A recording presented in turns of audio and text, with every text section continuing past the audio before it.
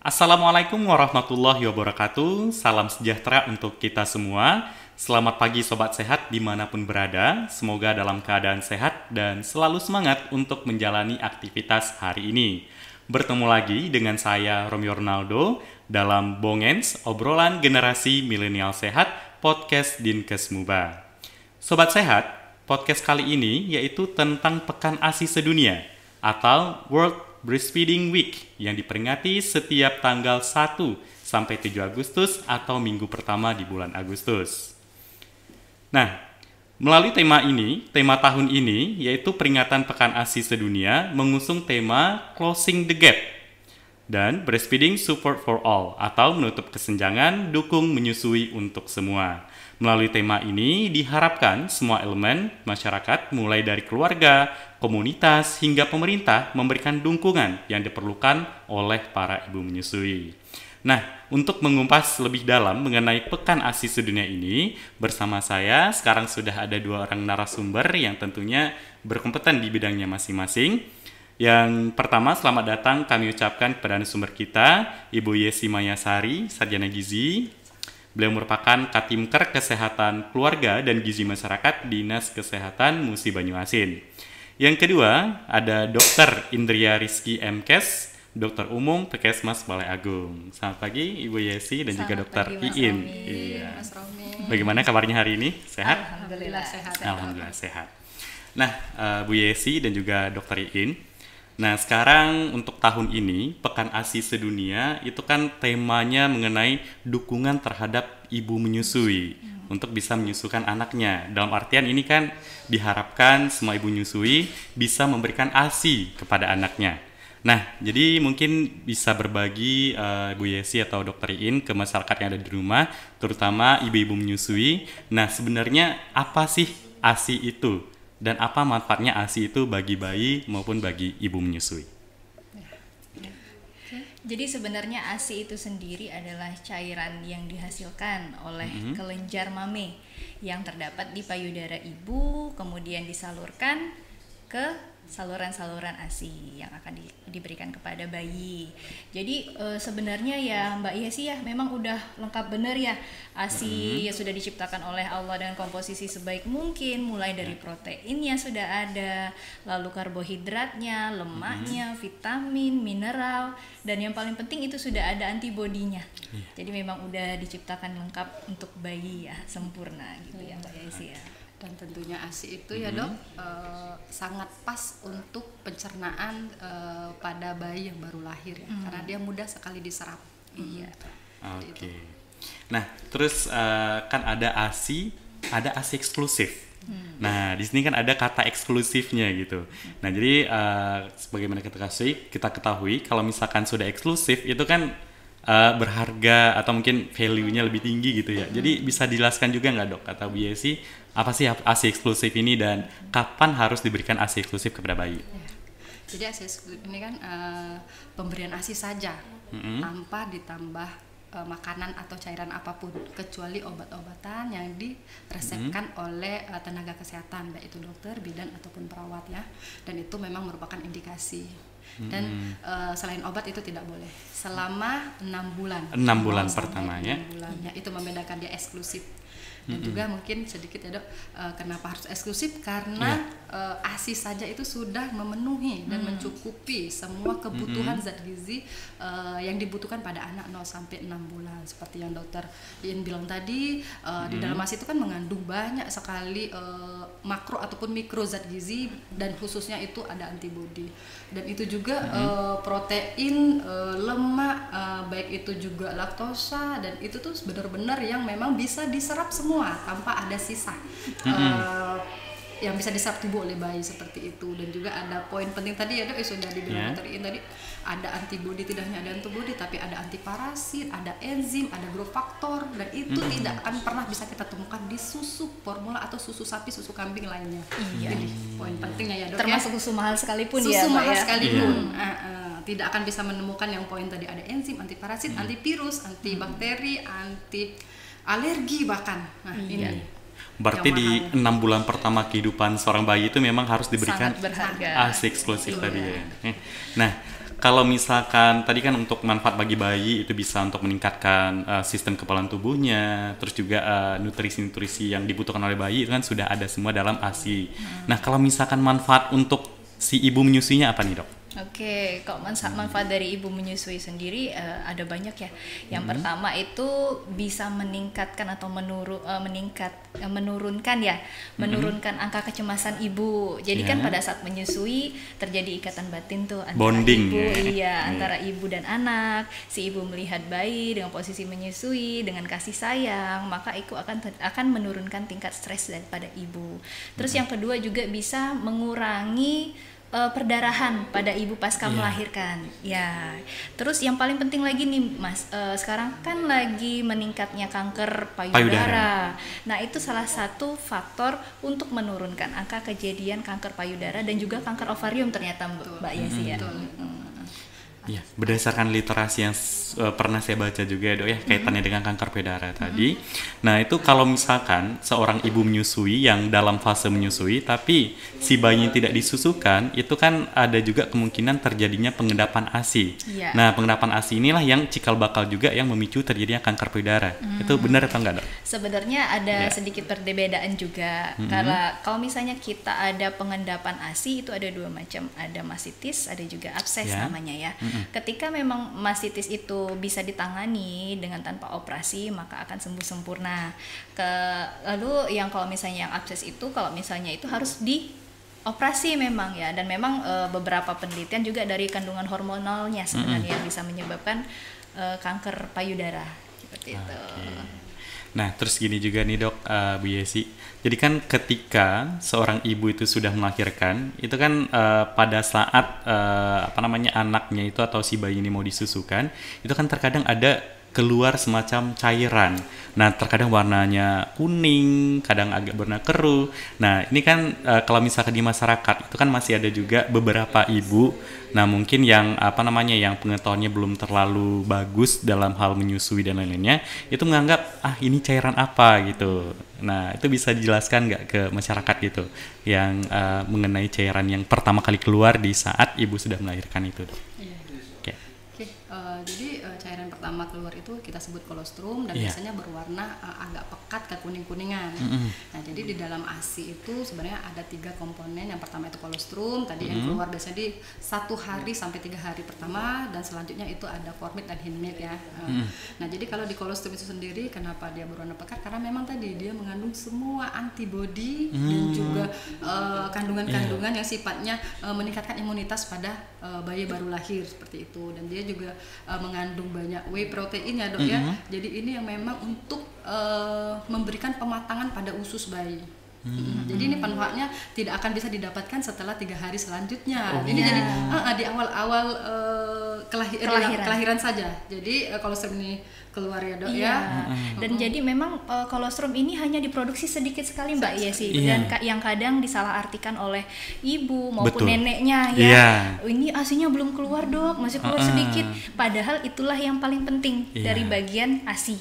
Jadi kita biasanya dibantu dengan dilakukan pemijatan pada payudara ibu, dibantu juga dengan menggunakan spet 1 cc ya. Jadi kita sedot memang kolostrumnya. Apabila bayinya memang masih belum pintar untuk menyusui secara langsung, maka kita akan melakukan bantuan dengan dilakukan penyedotan terhadap kolostrum yang akan kita berikan pada bayi. Dan awal-awal kelahiran itu memang lambung bayi itu masih sangat kecil, cuman sebesar kelereng ya, mungkin sekitar 2-3 cm. Jadi kita hanya butuh beberapa tetes kolostrum saja untuk mencukupi kebutuhan bayi. Jadi jangan salah persepsi ya Mbak Yesi, baru lahir ini bayinya nangis terus, nggak cukup ASInya, padahal memang hanya sedikit yang dibutuhkan. Jangan sampai keburu dikasih susu formula. Betul. Gitu. Nah, ini sebenarnya yang pengen kita edukasi ke masyarakat ya, Dok ya, Bu Yesi ya. Karena memang pada realitanya sekarang itu mungkin bagi ibu-ibu yang masih di pedalaman atau di pedesaan itu kan masih menganggap mitos bahwasannya cairan yang keluar pertama itu kan karena warnanya kuning, itu kan berbeda dengan ASI yang selama ini mereka ketahui mungkin ya. Nah, jadi itu dianggap sebagai ini jangan dikasih ke bayi, nanti anaknya sakit. Nah, justru itu sebenarnya salah anggapan seperti itu ya, Dok ya, biasanya. Nah, malah itu penting karena itu ya seperti yang sudah dijelaskan tadi, tinggi zat gizi dan juga kandungan-kandungan lainnya yang dibutuhkan oleh bayi ya. Iya, benar sekali. Oke. Jadi sedikit tambahan juga benar kata Ya. dokter Iin tadi, Mas Romi. Jadi di awal-awal kelahiran itu 1-3 hari sebenarnya bayi itu masih membawa sangu ya, masih Iya. membawa Bekal. asupan dari dalam perut Plasentanya, ibunya. ya. Iya. Jadi selama 3 kali 24 jam sebenarnya walaupun ASI-nya sangat sedikit itu cukup untuk memenuhi kebutuhan zat gizi pada bayi. Nah, ini yang harus diedukasi ya, dok. Iya, Benar betul. sekali. Jadi kalau anaknya disusui terus dengan posisi dan pelekatan yang benar, itu kolostrum akan keluar walaupun hanya 3-7 tetes Iya, ya. benar. Karena ada rangsangan alaminya Iya, ya, Dok. ya. selagi dia menyusui, selagi posisi pelekatannya juga tepat, ASI akan keluar. Saya yakin dan saya jamin ya, dok. Itu Dan pasti cukup ya, Mbak. 3 Esi? kali 24 jam akan keluar ASI-nya dan cukup karena memang benar lambung bayi itu hanya sebesar ekar. Ya, ekar kalau kita bahasa Sekayu ya, Mbak. Iya, Esi. ekar atau kelereng ya. Iya, Kelereng. kelereng. Iya. Oke, terus gini. Nah, jadi kalau misalkan nih ada ibu yang baru melahirkan ya, Dok ya biasa ya. Nah, itu kan terkadang ya seperti yang dibilang tadi kan ada juga yang nenek si bayi ini itu udah bayinya nggak mau nyusu gitu kan. Nah, terus dikasih susu formula gitu. Nah, jadi apa sih yang harus pertama kali dilakukan oleh seorang ibu yang sudah melahirkan itu agar dia mau menyusui anaknya gitu, Dok? Oke, Nah, jadi Bu Yesi. kita itu ada sebuah kegiatan namanya inisiasi menyusui dini IMD ya. IMD. Jadi memang kita canangkan baik itu dari ketika ibu melahirkan di tenaga kesehatan maka pasti akan dilakukan IMD Ya. dengan catatan bahwasanya tidak ada masalah baik itu dari ibu maupun bayinya. Jadi kegiatan IMD ini adalah kegiatan memperkenalkan kegiatan menyusui pada bayi. Jadi di sana bayinya mencari sendiri tuh puting ibunya dengan melakukan perlekatan. Itu juga bisa merangsang produksi ASI ya. Jadi kegiatan itu yang kita perkenalkan kepada bayi ya, bener lah. Terus kita juga memang butuh support system ya, karena kadang-kadang ibunya mendengarkan dari neneknya Iya. harus dikasih susu formula ini Betul. kelaparan kayak gitu. Padahal ya kita kembali lagi ke edukasi dan kerjasama. Jadi memang sebelum melahirkan kita melakukan edukasi kepada keluarga, suami, ibu maupun neneknya. Bahkan sebelum melahirkan pun kita pada saat kehamilan kita sudah mempersiapkan kegiatan menyusui, kita periksa putingnya, kita lihat apakah ada kendala nanti yang bakal ditemuin pada ibunya, itu nanti bisa diperbaikin ya, Mbak Yesi. Betul sekali. Mungkin sedikit tambahan ya, Pak Romi. IMD tadi memang sudah sangat diwajibkan sekali ya, kalau memang dia melahirkan di fasilitas kesehatan pasti mendapat IMD insya Allah. Lebih kurang 1 jam tadi ya, untuk melatih bayi, refleks bayi untuk bisa menyusui dengan baik dan benar. Nah, tapi ditarik ke belakang lagi ya, Dok, kita punya program yang namanya kelas ibu hamil. Iya, benar. Jadi sudah kita bekali edukasi, informasi bagaimana manfaat dari menyusui, bagaimana cara memberikan susu ASI pada bayi, posisi pelekatan dan lain-lain. Dan juga bahkan sekarang ya, Dok ya, itu kita ajak suaminya dan juga neneknya, orang tuanya, iya, mertuanya atau ibunya ya. Karena kita yakin kelompok pendukung ini yang Iya. akan berperan. Iya, Seperti itu. betul. Sebenarnya sudah kita lakukan ya, Pak Romi, dari teman-teman di puskesmas. Nah, dalam hal menyusui itu cara menyusui yang benar itu seperti apa nih, Dok? Oke, Bu Yesi. mau dipraktekin nih, nggak ada bayi ya.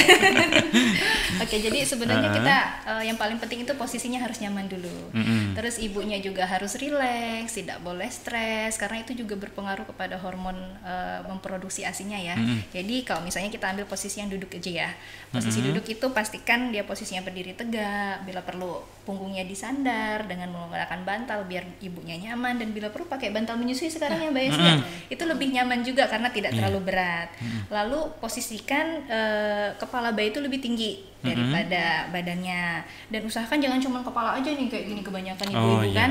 Kebanyakan menyusuinya posisi kepalanya aja, tapi didekap diposisikan perut bayi itu menempel pada dada ibu, perut ibu, dan memang satu garis lurus. Dengan posisi yang seperti itu maka otomatis bayi akan lebih nyaman, ibu juga lebih nyaman. Lalu yang paling penting juga itu kita masih persepsinya bahwasanya anak bayi itu menyusui melalui puting ya. Padahal itu kurang tepat. Karena apa? Bayi itu menyusui sebenarnya pada area areola yang biasanya. Jadi cara kita merangsangnya yaitu dengan cara puting bayi itu diposisikan di antara hidung dan juga bibir bayi. Ketika diposisikan seperti itu, maka refleks bayi akan membuka mulut lebar. Jadi ketika dia buka mulut lebar, sehingga bibir atas dan bibir bawahnya juga cenderung lebih mendoer dan menutupi areola ya Mbak Desi, itu Mbak Desi ya gitu. Nah, tanda-tandanya kalau misalkan si bayi ini sudah tepat menyusuinya itu kayak gimana nih, Dok? Itu coba kita jadi tadi sebenarnya yang kata Dokter Iin, jadi ada posisi, tadi benar ada posisinya, dan pelekatannya juga tadi sudah benar sekali. Jadi kita memancing refleks routing ya, refleks routing dan refleks menelan dan menghisap seperti itu ya pada bayi. Nah, jadi tanda-tandanya apa sih kalau dia cukup ASI? Yang pertama itu kita lihat pipi kiri kanan. Ketika dia menghisap pada pelekatan yang tepat pada areola seperti kata Dokter Iin tadi, hati-hati ya, bukan puting tapi areola. Jika dia menyusui di bagian areola, bagian hitam-hitam itu, maka dia akan menghisap banyak ASI. Itu ditandai dengan pipinya kempot-kempot gitu ya. Terus selanjutnya ditandai dengan bunyi dia menelan, ada bunyi gelegek gitu ya. Terus ditandai apa lagi? Ditandai dia nanti akan melepaskan sendiri. Kalau sudah kenyang kalau gitu dia ya. kenyang dia akan melepaskan diri. Terus ditandai apa? Tadi dengan air kencingnya. Air kencingnya yang 6-8 kali dan cukup. Selanjutnya juga ditandai anaknya itu ya Dok ya, bertambah berat badannya. Itu faktor penentu sekali. Ketika dia ditimbang, ketika dia ditimbang di bulan selanjutnya, maka penambahan berat badannya akan sesuai dengan standar. Jadi kita nggak bisa bilang ASI saya kurang Dok gitu ya. ASI saya kurang, makanya saya tambahkan susu formula. Padahal ya itu tadi kayak Mbak Yasi bilang, itu indikator cukup atau tidaknya ASI ditandai dengan kenaikan berat badan minimal ya setiap bulannya.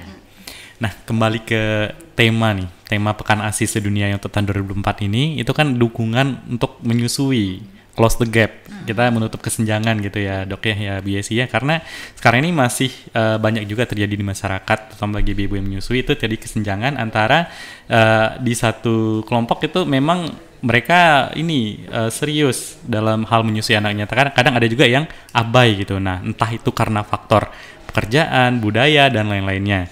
Nah, khusus nih kalau misalkan untuk ibu-ibu menyusui yang sedang bekerja, nah terkadang kan itu nggak sempat menyusukan bayi gitu. Nah, terkadang itu kan ada juga yang ini pompa ASI ya Doknya. Nah, itu kalau misalkan ASI setelah dipompa itu kan harus disimpan. Nah, itu cara penyimpanan ASI yang benar itu seperti apa Dok? Bu Yesi. Oke, jadi sebenarnya untuk zaman yang sekarang ini sangat dimudahkan sekali untuk memberikan ASI eksklusif. Berbeda dengan zaman ibu-ibu kita zaman dulu masih pompa manual ya Mbak Yasi. Tapi mereka masih semangat sekali dengan pompa manual itu memberikan ASI-nya. Cuman sekarang mungkin lebih ke kepercayaan. Padahal pompa ASI itu sendiri ada yang elektrik, ada yang manual, bisa dipilih. Bahkan ada yang freehand ya Mbak Yasi. Freehand bisa tinggal ditaruh dia memompa sendiri. Otomatis ya? Iya, otomatis. Jadi tidak ada alasan lagi bahwasanya kita tidak mau memompa ASI walaupun kita bekerja seperti itu. Dan kita memang udah diberikan keringanannya dari pemerintah, diberikan cuti melahirkan untuk bisa lebih konsentrasi mengurus bayi. Lalu nanti kita juga diberikan bahkan di tempat-tempat umum pun ada pojok ASI ya Mbak Yesi ya. Kalau misalnya kita membawa bayi bisa diberikan di sana. Dan untuk penyimpanan sendiri itu kita juga dimudahkan dengan cooling bag sekarang ya. Cooling bag bisa dimasukkan dengan ice gel, di situ bisa bertahan dengan beberapa jam. Kalau misalnya di suhu ruangan itu hanya bertahan 4 sampai 6 jam. Kalau misalnya dia sudah dikonsumsi oleh bayi maka hanya bertahan sekitar 2 jam. Beda kalau misalnya kita masukkan ke chiller itu 1 sampai 2 hari Mbak Yes ya. Nah, kalau misalnya masuk freezer itu lebih lama lagi gitu. Oke. Nah, terus sekarang nih Dok, Bu Yesi, mungkin kita juga harus menginformasikan juga nih kepada masyarakat terutama ibu menyusui gitu kan. Nah, bahasanya memang ASI eksklusif tadi penting untuk 6 bulan pertamanya gitu ya Dok ya Bu Yesi. Nah, sekarang yang menjadi masalah atau kendala dalam pemberian ASI ini apa-apa aja nih Dok, Bu Yesi? Berdasarkan mungkin kayak dokter ini gitu kan, fakta-fakta di lapangannya, ada mungkin menemui kendala-kendala gitu. Ya, silakan. Oke, ya silakan sih. Mungkin kendala-kendala yang sering ditemui yang pertama itu tadi ya, karena adat istiadat dan juga faktor budaya gitu ya. Faktor budaya. Nah, itu masih yang bilang tadi kolostrum tadi yang bikin sakit, basi-basi. Nah, ketika dia tidak memberikan kolostrum, ya otomatis nanti produksi ASI juga akan menurun. Karena prinsip ASI itu semakin sering dihisap, maka semakin banyak ASI yang diproduksi. Ya, seperti itu. Tentunya saja dipengaruhi oleh hormon prolaktin dan oksitosin. Nah, selanjutnya juga kepercayaan diri ibunya sendiri, itu yang paling penting. Kepercayaan diri ibunya sendiri ketika anaknya menangis. Nah, ini balik lagi ke pengetahuannya, Dok, ya. Ketika anak menangis, mereka berpikir bahwasanya anaknya lapar, semata-mata anak lapar. Padahal tidak semua anak menangis itu karena memang lapar. Bisa jadi karena dia gerah, bisa jadi karena pup, karena pipis dan lain-lain, ya, seperti itu, badannya tidak nyaman. Nah, itu harus benar-benar dimiliki oleh seorang ibu dalam melakukan pengasuhan pada anak-anak bayi baru lahir seperti itu. Dan itu memang bekal edukasi yang harus kita berikan dari teman-teman di puskesmas dan juga teman-teman di desa, ya, kader-kader seperti itu. Nah, selanjutnya apalagi dukungan dari ibu mertua, keluarga terdekat, suami apalagi, ya. Ini yang sering sekali membuat ibu menyusui itu gagal. Ketika nangis, sudah anak ini lapar loh, tambah aja. Nah, ini ketika sudah dikasih, sudah. Jadi yang membatalkan ASI itu kalau sudah sekali diberikan susu formula, maka bukan eksklusif lagi. Iya, maka dia tidak eksklusif lagi, dan ASI ibunya ini juga akan cenderung berkurang karena anaknya tidak sering lagi menyusui. Iya, betul. Dan kedua, ada juga faktor dari cara posisi dan pelekatan yang tidak tepat tadi, ya, Dok, ya. Ketika dia posisi dan pelekatnya tidak benar, pelekatannya tidak benar, dia menyusui pada puting, air susunya tidak keluar banyak, ya kan. Tentunya akan mengendap. Kalau mengendap tidak sering dikeluarkan lagi, maka itu akan menjadikan payudaranya bengkak. Nah, kalau sudah bengkak itu susah keluar, ya, sudah mampet. Nah, ini sumbatan sampai demam, sampai bahkan mastitis, ya, Dok, ya, bahkan sampai harus dirujuk ke rumah sakit, yang seperti itu sih Pak Romi yang membatalkan atau yang membuat ibu-ibu itu banyak tidak memberikan ASI. Terus banyak juga yang Mbak Yesi datang dengan keluhan, "Dok, puting saya lecet," kayak gitu. Betul. Lecet. Kunci yang pertama kali ketika puting lecet pasti adalah perlekatannya yang salah. Iya. Seperti saya biasanya saya sering gali lagi, "Coba Bu, cara menyusuinya gimana?" Seperti itu. Ternyata memang salah. Karena biasanya cuman kepalanya aja, maka kita lakukan pembenaran seperti itu. Dan memang ketika memang tidak terlalu parah puting lecetnya, ya kita cukup oleskan saja dengan ASI-nya seperti itu, tetap disusui seperti biasa. Ketika posisinya sudah dibenarkan, maka tidak akan ada lagi permasalahan puting lecet. Nah, terus faktor stres itu berpengaruh juga nggak, Dok, Bu Yesi, dalam hal ASI-nya itu bisa keluar atau enggak gitu? Karena kan kembali lagi kan seperti yang bilang tadi, kalau misalkan ibunya itu percaya diri, santai dalam memberikan ASI, itu kan ASI-nya kan mungkin lancar keluarnya gitu. Nah, tapi kalau misalkan seandainya nih yang si ibu ini dia stres gitu, dalam artian misalkan tidak dapat dukungan dari suami, terus ada juga tidak dapat dukungan dari mertua gitu. Nah, sehingga itu ASI-nya jadi macet gitu. Ada nggak yang kejadian seperti itu? Atau ada nggak pengaruh stres tersebut ke dalam produksi ASI-nya gitu, Dok? Ada, terutama tentu sekali ya Mbak Yesi ya. Ada yang namanya oksitosin. Jadi oksitosin itu adalah hormon kebahagiaan, hormon kesenangan, di mana itu juga merangsang produksi ASI. Selain dari tingkat stres, kalau ibunya happy, makannya happy, ya udah jadi biarin aja ibunya makan apa, yang penting bersehat, bergizi, jadi ibunya bisa bahagia, nggak usah mikirin diet nanti ya Mbak Yesi ya. Terus ada juga makanya kita ada istilahnya pijat laktasi ya. Pijat laktasi itu untuk merangsang hormon oksitosin, produksi hormon oksitosin yang berperan sebagai memproduksi ASI. Betul sekali. Mungkin sedikit saya tambahkan, benar sekali kata dokter ini. Jadi ada dua hormon ya, Dok, ya. Hormon pertama hormon prolaktin ya. Jadi hormon prolaktin ini ya fungsinya untuk menghasilkan, memproduksi ASI ya, Dok, ya. Tapi kalau hormon oksitosin ini fungsinya untuk mengalirkan ASI itu sehingga lancar dan bisa dihisap oleh si bayi. Nah, oksitosin tadi seperti kata dokter ini itu sangat-sangat dipengaruhi oleh psikologis ibu, kondisi ibu, tingkat stres ibu itu sangat-sangat saya pernah merasakan, Dok, ya. Ketika kita stres, kurang tidur, capek, lelah, maka ASI itu akan keluarnya sedikit, akan terhambat. Itu bisa menghambat. Jadi itulah pentingnya dukungan itu ya, Doknya, apalagi ini keluarga terdekat seperti suami gitu ya. Betul, pijat laktasi tadi bisa suami ya, Dok, ya melakukan. Itu tambah lancar Pak Romi keluarnya. Betul. Jadi harus ada dukungan kelompok pendukung ASI tadi. Oke. Nah, terus gini nih dok, Bu Yesi, kalau misalkan nih dari si ibunya sendiri, dia memang ada keinginan untuk menyusui anaknya, cuman terkadang memang ASI-nya itu nggak banyak keluar. Nah, kadang kan ada juga kita menemukan kendala-kendala seperti itu. Nah, jadi apa sih tipsnya gitu dok, Bu Yesi? Apakah misalkan konsumsi sayuran ini apa gitu kan? Apakah itu bisa memperlancar ASI gitu? Jadi tipsnya seperti apa supaya ASI-nya itu banyak gitu? Jadi balik lagi prinsip yang pertama, ASI itu semakin sering disusui dengan posisi pelekatan yang tepat maka akan semakin banyak diproduksi. Saya kalau datang ke saya bilang ASI saya sedikit, ASI saya kurang, saya bilang ibu pasti tidak sering menyusui anaknya, karena ASI ini cairan hidup, semakin banyak dikeluarkan maka semakin banyak dia diproduksi. Dikeluarkannya 100 mili maka akan diproduksi 100 mili. Kalau dikeluarkannya 50 maka 50 juga akan diproduksi, karena dia sesuai dengan kebutuhan bayi, apa yang dikeluarkan sesuai dengan yang dihisap oleh bayi, seperti itu. Jadi sebenarnya tidak ada kendala dalam memberikan ASI. Bahkan ibu kurang gizi pun ya dok, itu sebenarnya bisa memberikan ASI yang cukup untuk bayi.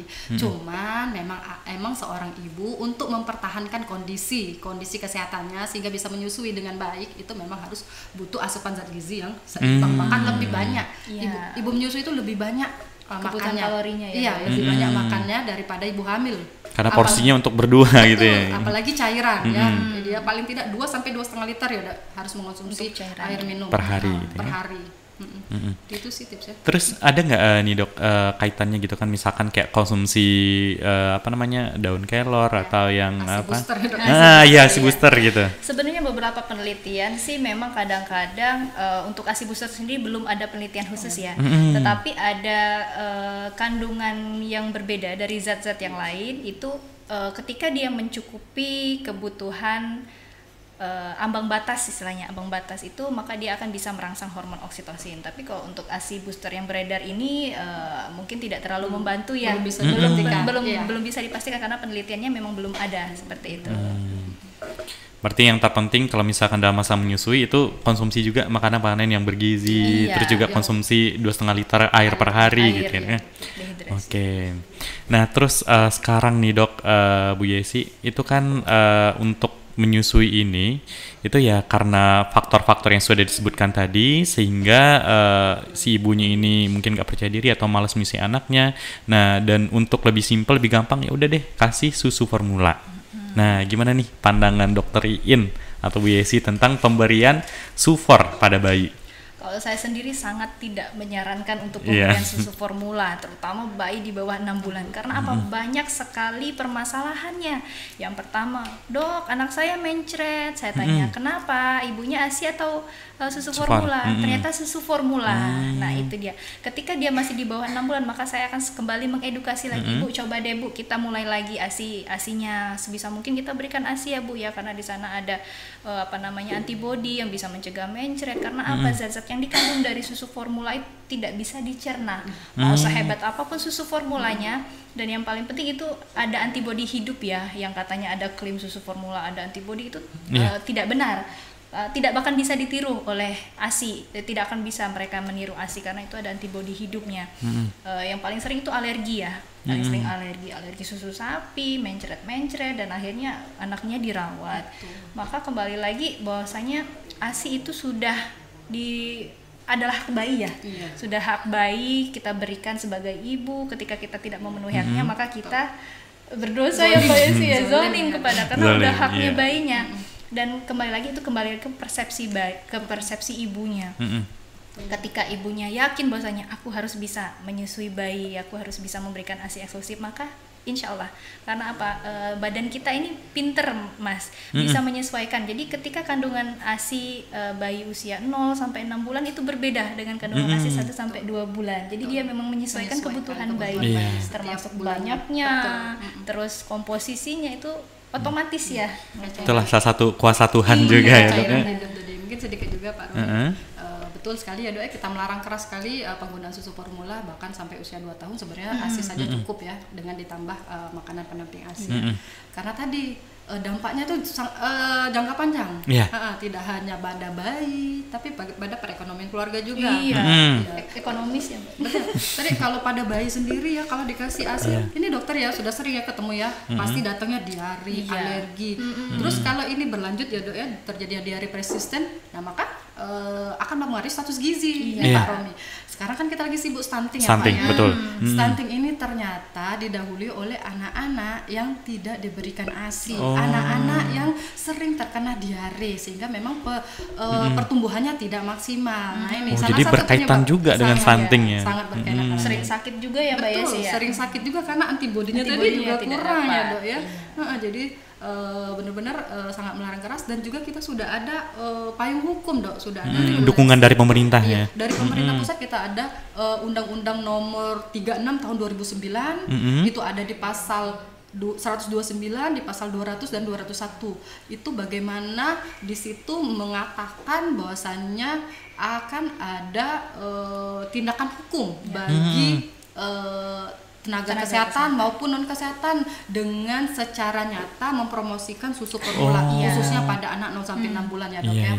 Seperti itu. Dan juga itu ada turunannya dok, kita di Perbup nomor 15 tahun 2014 tentang pemberian ASI, di situ juga sudah ada. Sehingga memang saat ini saya rasa ya dok ya, di tenaga kesehatan kita tidak ada lagi yang kalau di Poskesdes atau di Pustu itu memajangkan susu 0 sampai 6 bulan. Saya rasa tidak ada, karena akan terkena sanksi hukumnya ya seperti itu. Nah, dan juga pengaruh ekonomi tadi ya dok ya. Kalau dia sudah kenal susu formula maka akan terus. Yang awalnya dia cuma butuh 2 kotak, semakin lama semakin besar si anak maka akan butuh lebih banyak kotak-kotak susu lagi. Betul. Iya. Dan kalau misalnya kita ASI kan Mbak Yesi bisa lebih ekonomi. Iya. Biayanya bisa diberikan kepada yang lain. Betul, Atau alokasi yang lain ya. Iya. Dan sedihnya itu kadang Pak Romi di desa-desa nih dok ya, kadang perekonomiannya juga menengah ke bawah tapi ternyata tidak memberikan ASI. Nah ini saya sangat sedih sekali. Terus anaknya dikasih apa ya kan? Susu kental. Nah betul nih Pak Romi, ini fenomena SKM, fenomena yang sering kita temukan, ternyata dikasih SKM tadi. Padahal ada yang gratis ya Mbak Yesi ya. Nah, dan juga sebagian kasus ini lebih parah lagi nih dok, ada yang dikasih pisang. Makanan padat ya. Iya.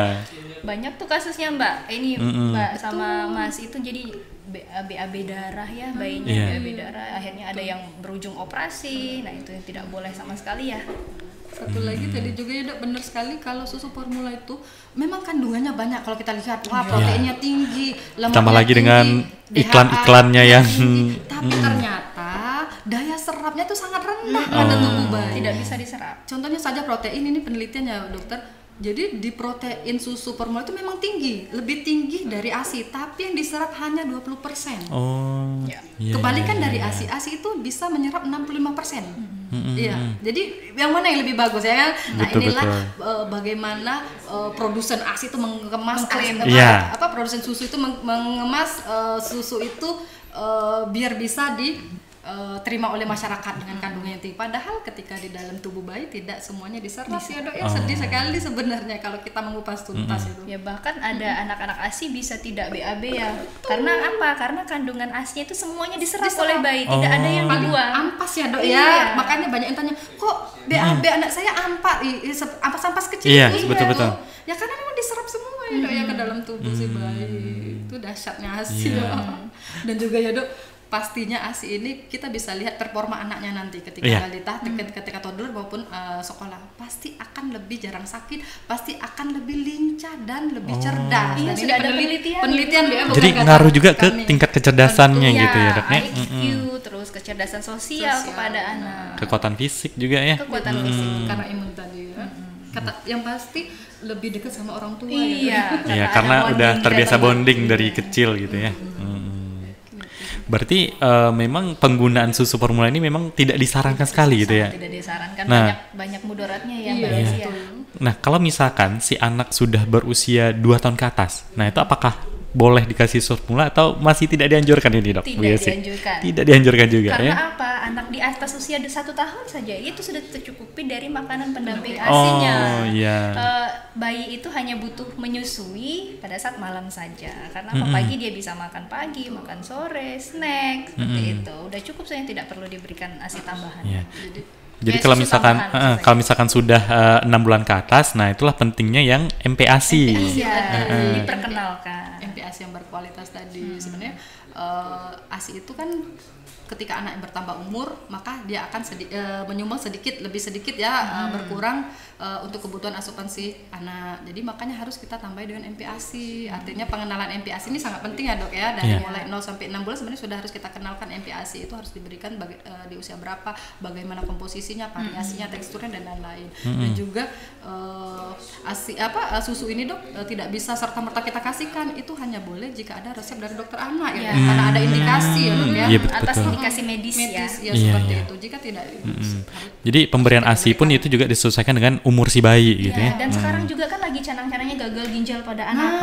Iya, itu gimana tuh, Dok? Pemberian susu, karena memang pemberian susu itu kadang-kadang coba kita lihat di belakangnya itu gulanya berapa miligram, berapa puluh miligram. Kalaupun seandainya ingin memberikan susu kepada anak-anak, lebih baik disarankan itu, dokter anak pun menyarankan itu susu pasteurisasi atau 100% susu murni tanpa ada tambahan rasa-rasa. Karena apa? Karena memang anak-anak itu mempunyai nilai ambang batas ya.